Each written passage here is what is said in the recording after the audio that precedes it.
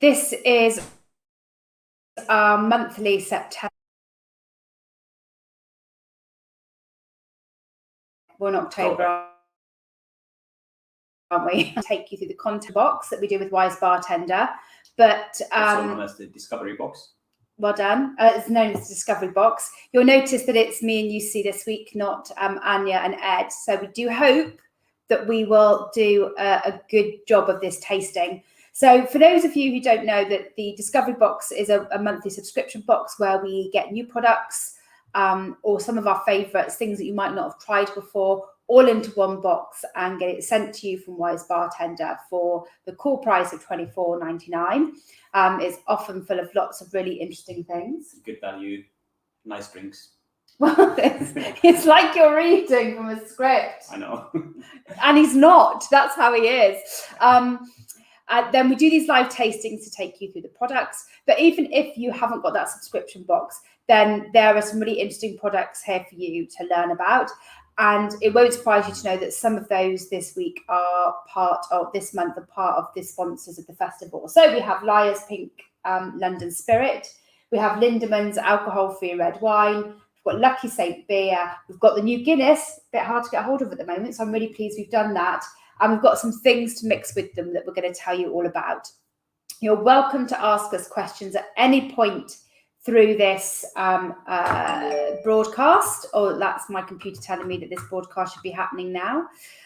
So ask away at any questions, and we're going to do our best to take you through this. We're going to start with the Lyre's Pink London Spirit. So here it is. There it is. My glamorous assistant. There he is. So let me just tell you a little bit about the product. I need 60 mils of that. Okay.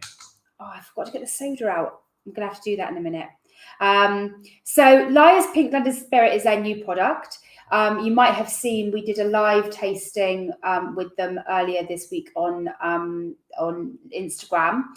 It is rosé, cherry, blackberry in character, which is what you expect from a pink gin-like drink. Of course, this is Pink London Spirit. So they have a few recipes that you can do with it. So I thought I would share what those are with you. And Lucy's just gone into the fridge to get the soda out, which I think might be the second shelf down, Lucy, resting on things.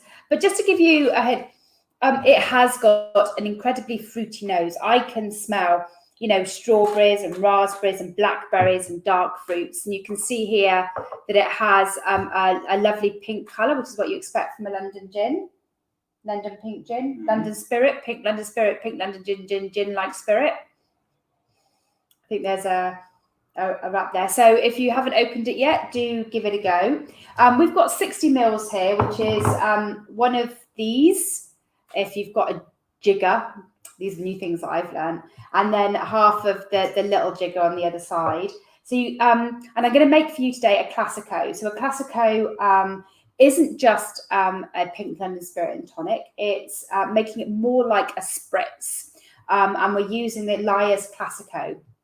But first, before that, look, I've made ice cubes in the shape of strawberries. This is very exciting. They look like strawberries. Oh, they look like little strawberries. So I'm going to put my ice cubes into here.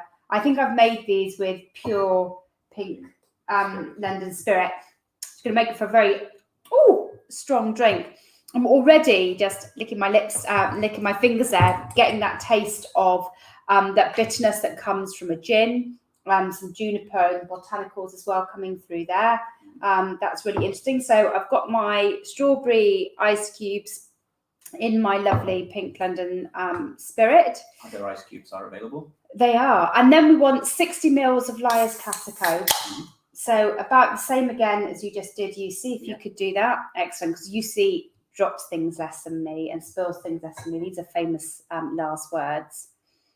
And then the Classico, this is. So the Classico is Lyre's take on an alcohol-free wine, but it's not a de-alkalized wine. So as you know, in this space, there are many drinks in the wine occasion space, from kombuchas all the way through to wines that have had the alcohol removed, grape juice and taste added back in. Lyre's didn't want to do a de-alkalized wine. They felt that they could create those those notes of wine, but without doing that. And so actually they've managed to do it really well. And Christine, who runs a wine club with me, is really impressed with this as a product. It does use grape juice and grape concentrate, and some fermented grape juice as well to give it some taste and acidity and balance. Did you put that into my syrup? And then you need to top it up with some soda. Mm-hmm. The soda that you need to put in is 30 mils of soda just to top it up. That's how you would make a spritz, apparently. I always used to just get the spirit and then top it all up with fizzy wine. But apparently you're meant to top it up with the soda as well to lengthen it a bit more and also and give it some more bubbles. So there we are. So we've got a pink London Spirit spritz made with 60 mils of Lyre's pink London Spirit, 60 mils of Classico, then a topping up with soda. You could garnish it with strawberries, or you could make ice cubes out of strawberries like I have, and put in a sprig of mint. Wow. We've got that bit. We've got strawberry ice cubes and green sprigs of plastic, so nearly there. That's really lovely. You get it's not like here's some Ribena hit of fruit. It's a really nice subtle hit of fruit. The bubbles really help in terms of lengthening it, and it's beautiful chilled. There we are. I have to say the Classico is also really handy that they're in a can, and for me that means you can take it easily to a party, all of those sorts of things. It's a really nice product, and you can then spritz anything that you want with it, which I think is really interesting. It's got that, and again, it's got some floral aromas and some acidity. So even on its own, you don't even have to spritz it. Even on its own, filling up a champagne glass, you'll do really well with that at an event. And that is a really, really nice, refreshing long drink. Yep. Would do well with replacing the gin and tonic. I've got to stop drinking it now. I guess we'll have to move on at some point. I wanted to try the Classico just on its own, actually, just so you could see what it's like. So if I pour it here, you can see lots of lovely bubbles, just as you'd expect from a sparkling wine. You know, they go quite high and then they dissipate, but, you know, the bubbles aren't disappearing. They're staying there as you'd expect with a sparkling champagne.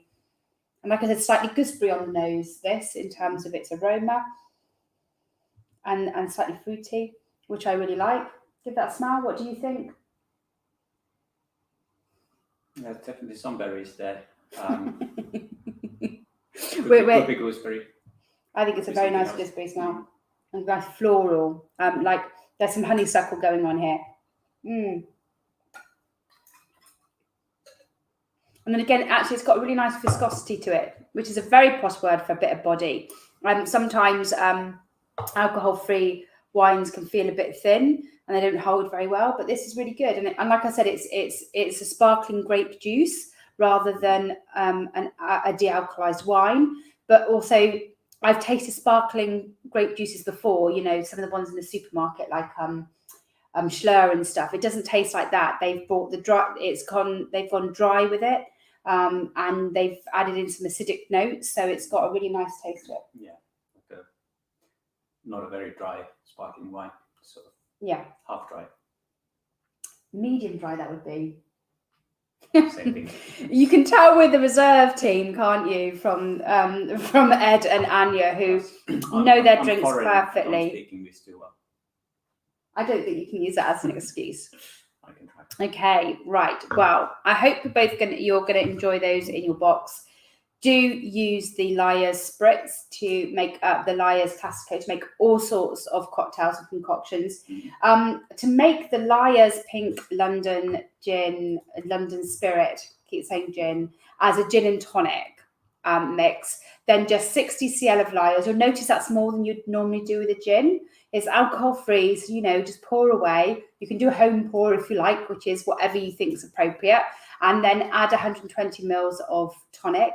They do recommend the Mediterranean flavoured tonic. So I've actually got here a classic tonic from 12 Below. But the Fever Tree Mediterranean would go really well. Don't forget, like a pink gin holds itself well flavour-wise because you've got all those berries and red fruits in it. It holds itself really well in a tonic. So you can probably, experiment a bit with that. Even go with some of the really flavoured tonics and see what works for you. So use it as an opportunity to go to the supermarket and experiment with some of the flavoured tonics. Cool. So what we're going to go with next, UC? Are we doing the wine? We're going to do the wine. We're going to do the Lindemans Red. Now, as you know, okay, we've already talked a little bit about wine and the dealcoholization process. Lindemans is a wine that you can get in all the supermarkets at the moment, which is really handy. And they've really upped the game. It wasn't long ago that there wasn't really much choice in wines. And Lindemans have brought the alcohol-free wines to market. And Lindemans are a really well-respected Australian winemaker from the Hunter Valley. All of their wines, even in alcoholic form, are available in the supermarkets. And they brought these out about 2 years ago. It's worth also noting that all of their wines are now carbon neutral, which for something from Australia is really handy. And I happen to know that Lindemans was founded by Dr. Henry Lindemans in 1843, I believe. So that's my wine knowledge. Oh, thank you, UC. I'm so glad you're here. Anyway, they do a white, and actually the white's in our wine box this month, in our wine club this month, and they do a sparkling, which I have to say is one of my favourite sparklings, white wines. But this is dealcoholized wine, so it's made by taking out using centrifugal force to take the alcohol out. Now, all of you will know that wines are a real big challenge in the world of alcohol-free. Because unlike a beer where you're going down from 3, 4, 5% to 0.5, in a wine you're going down from 12% to 0.5, and that's a big jump. So they make wines alcoholic, they take that alcohol out, and then they have to add some more flavors back in to give it body and to make up for the things that have come out through that process of removing the alcohol. So it's very complicated. It's a longer and more expensive process. So it is, quite difficult to get a cheap wine like you would in an alcoholic wine context. And I think probably red's the biggest challenge of all. But I think Lindemans have done a really good job with this Cabernet Sauvignon. It definitely has a winey. So there's a real clear thing for me when I'm smelling an alcohol-free wine. If it smells like the really cheap wine that I smell when I'm, particularly at the theatre, there's always somebody sat near me with a cheap wine. It makes me feel a little bit ill. It reminds me of the days when I used to drink too much. This does not have that aroma. In fact, it's got a very bold and fruity aroma, which I really like. Beautiful dark colour. Yeah, which I used to really like in a wine, mainly because to me it indicated that it was a stronger wine. But it's got a really deep colour, if you can see here. There, it's sometimes an alcohol-free red wine can be a little bit thin. I'm just trying to see if I can catch the light here, but actually it's quite difficult to do. I cannot see through this, and there are other wines that I've managed to see through because they are a lot thinner. So this is deep and bold and fruity with lots of character. What does it taste like? Oh, it does smell nice and fruity. I forget how good this one is. I haven't had this one for a while. Now, again, it's got a really good mouthfeel in that it coats my mouth when I drink it. So that means it's also got a bit of body, which is really useful. And I can taste the tannins. It's definitely got that authentic tannin taste. I also find with wines, and particularly the red wines, try them a few times. Don't try the first mouthful and go, oh, that's a complete disappointment. If you've recently given up drinking, you will notice the difference between an alcoholic and an alcohol-free wine. It's now 9.5 years for me. I can't remember what an alcoholic wine tastes like. Now I taste this, and this is, this tastes like wine to me. It is a good drink for me because I drink it slower. It's got some natural speed humps by just being a wine and not something that you can drink really quickly. And I always go for wines now with food if possible. I never used to worry that much about food, but now I see that they enhance my food experience. So there's a reason for me to want to drink it. But it's important also not to compare it to alcoholic wines and see this as a good drink in its own right. This is a drink. It's in the family of wine. It's there to be drunk with food and on that wine occasion. but it is a slightly different drink to an alcoholic wine. And once you begin to recognize that, you get an appreciation for the fact that this has been well made. It's got a really good balance of flavors. It's got some, layers there that, I can get the fruitiness afterwards and it lingers in my mouth. It's got a really good mouthfeel. And therefore, they've made me, as somebody who doesn't drink, a really good alcohol-free drink using grapes. And definitely every sip tastes a little bit different. So after the spirit, it takes a little while to get used to the sort of more subtle flavor. Oh, once you've tasted the Lyre's Pink London Spirit, you realise how dry this is and not sweet compared to some of the other alcohol-free wines as well.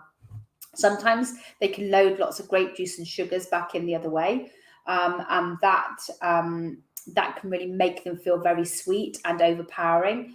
This is none of those things. Actually, I've really forgotten how much I like this wine. We actually had this at our last quiz with our PS evening, and went down really well. Yeah. People absolutely loved it. Absolutely. Also good for cooking with as well. So if you're buying a bottle and you feel you won't get through it in an evening, I mean, who would have imagined that? Then certainly you can still use it to cook with. I've often frozen some alcohol-free wine that's been left in the bottle so I can use it another day. So there you are.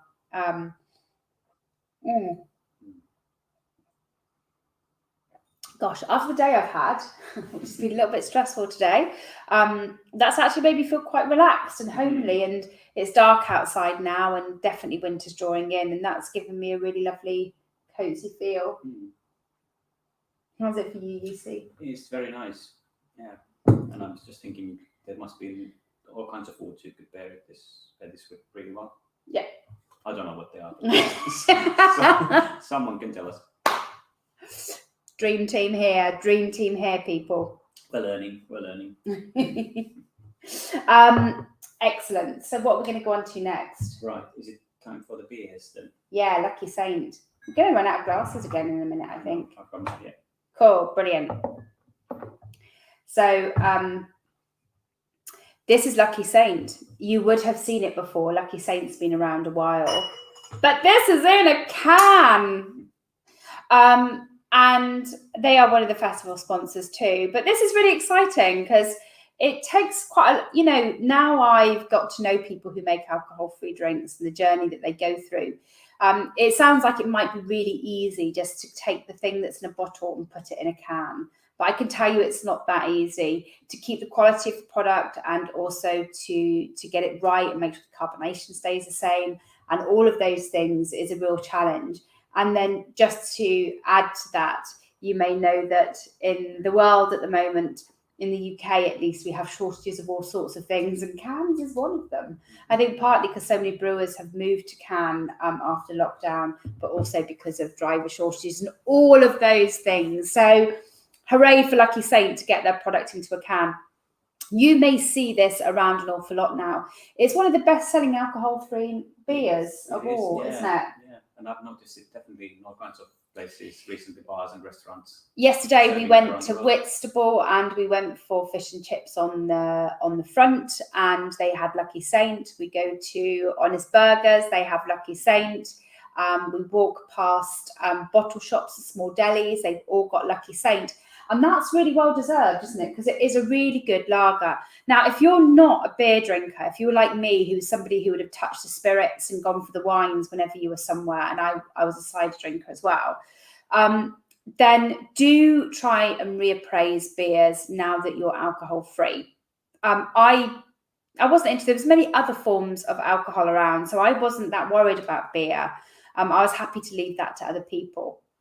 But I can tell you now, hand on heart, that I think I've been missing out, and I feel so lucky that there are so many alcohol-free beers now on the market, because for me, they are definitely a treat drink. I don't have any associations with drinking with them.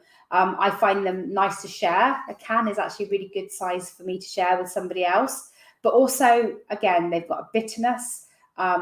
Beers are slow drinking for me, as opposed to, a soda or even an alcohol-free cider I tend to drink quite quickly. and I'm beginning to really appreciate all the different flavors, and it's and therefore it's constantly interesting. And when I taste this as a non-beer drinker, as this lager, it does feel very clean and crisp and fresh. Yeah, and it's also available in draft in some. Yes, the theatre, Shepherd's Bush Theatre has got it in draft. Tell us a bit, do you know a bit more about this beer, UC, in terms of its history and all of those sorts of things? Well, I'm not exactly a beer expert, but it's I believe this one is made in the German fashion, so it's obeying all the German beer making laws, which are very strict, that you can only use 3 or 4 ingredients, so malts, hops, and yeast and pure water. So 3 ingredients, no added sugar. How many calories a can? 53 calories a can. I mean, as health drinks goes, this is amazing. You know, beer is full of lots of vitamin B12 and other good things, which once there's no alcohol in it, you are getting the full benefit of. So not only has it got some amazing healthy elements to it, but it's got no added sugar, 3 ingredients and 53 calories. So, you know, drinking this in the pub is no bad thing at all. And look at that colour. That is a beautiful colour. It's a sort of a... so unfiltered. So, because I think some beers, they take out some of the yeast particles and other things, which I think they've left in here, which just gives it a bit more flavour and goodness. And it's got beautiful honey colour. And slightly citrusy and hoppy on the nose, definitely. And actually, you know, sometimes some beers can be really fizzy. This has got a nice soft carbonation, which they've managed to translate well from the bottle to the can. So nice. So it's not going to be one of those beers that makes you just like do massive belches and burps, if that's what you're after. And oh, there's a lovely biscuit taste at the back. Gosh, I really do like that.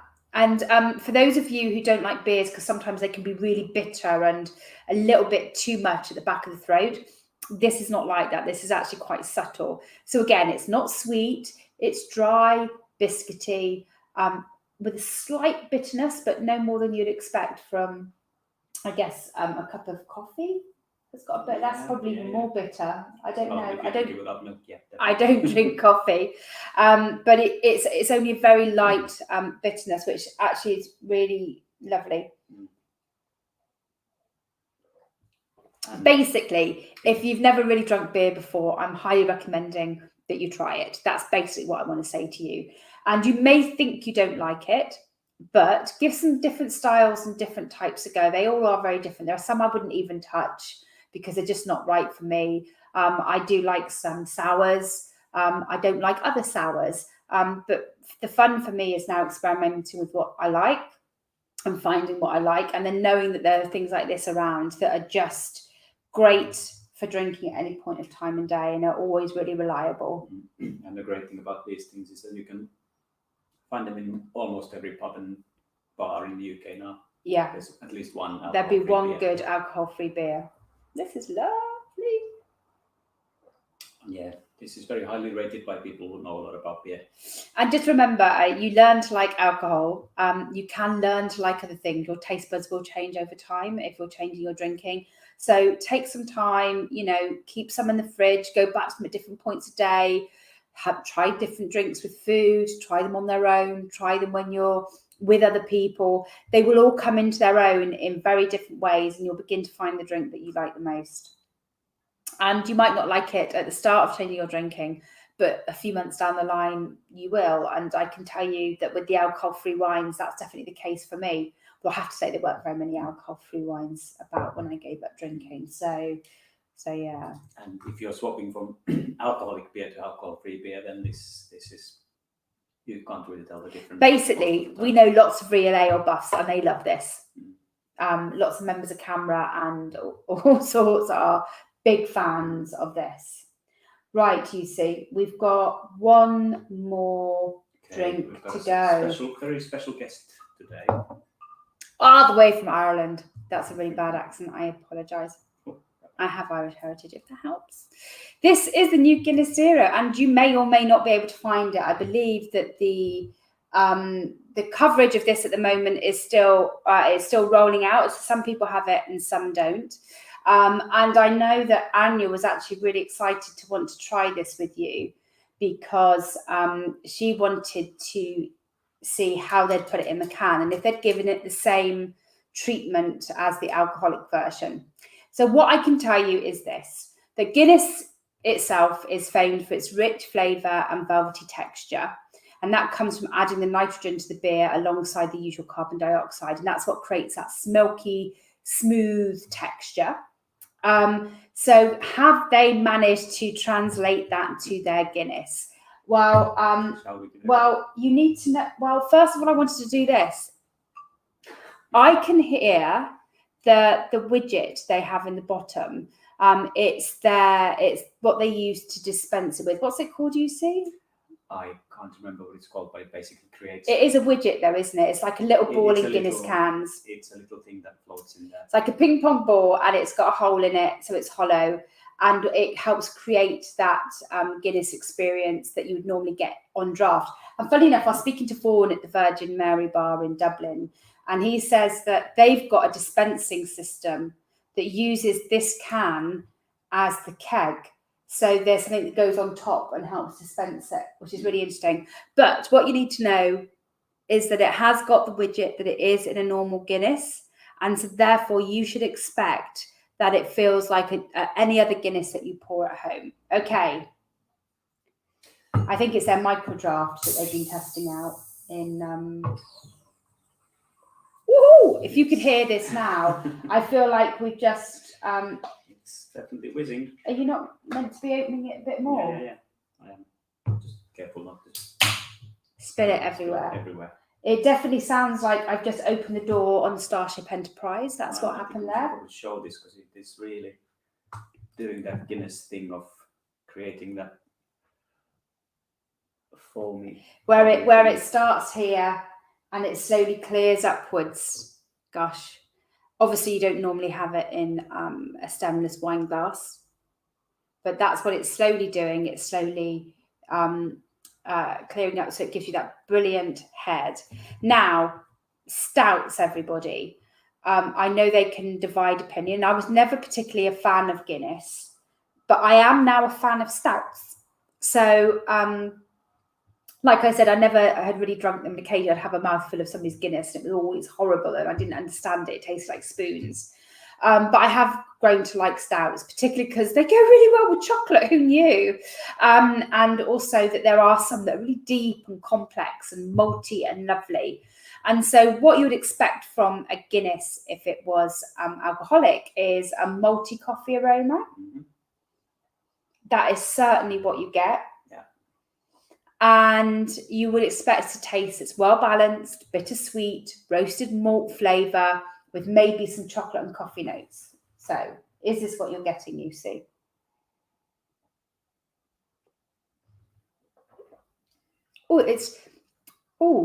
It's like drinking a creamy coffee, chocolatey drink. Yeah. It's a little while since I've had the full strength. Gosh, I think I only ever tried a full strength Guinness when I was like 15 or 16, which is not a great time for learning to like anything that isn't sweet anyway. And this feels like it's totally different.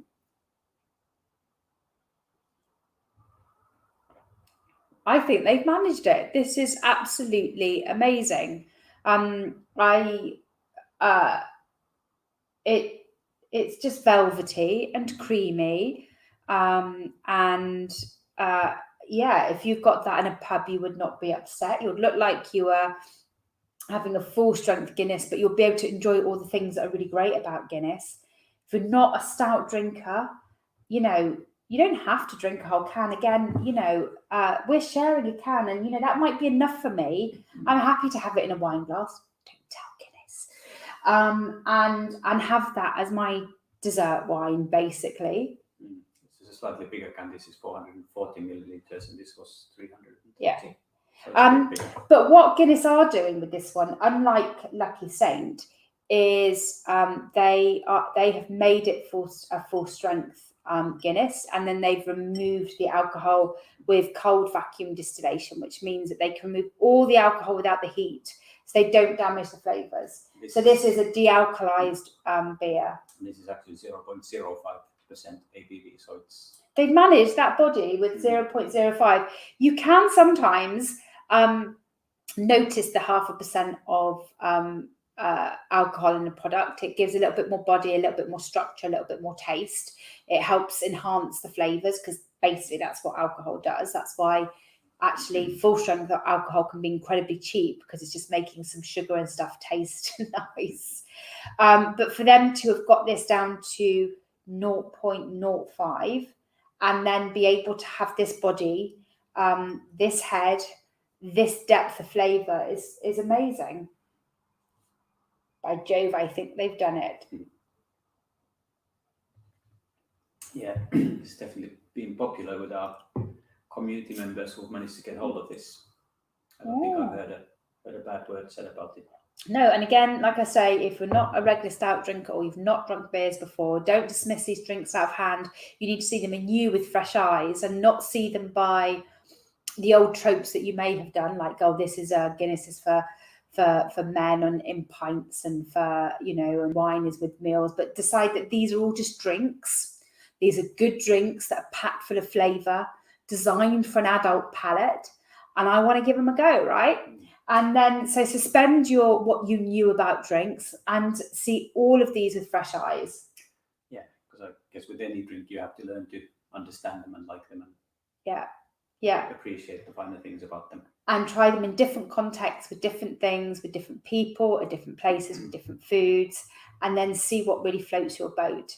And what I like is about having that variety, that I know that not only if there wasn't something that I prefer, like if my favourite drink, which would probably be a kombucha, wasn't somewhere, that I don't still have to go for lemonade, because I actually do quite like a stout. I'd just drink it slower. I might only have one rather than 3 kombuchas.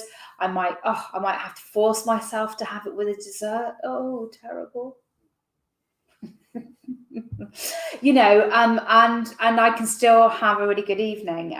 So yeah, absolutely. And if these are all in the supermarkets, they become really easy to pick up.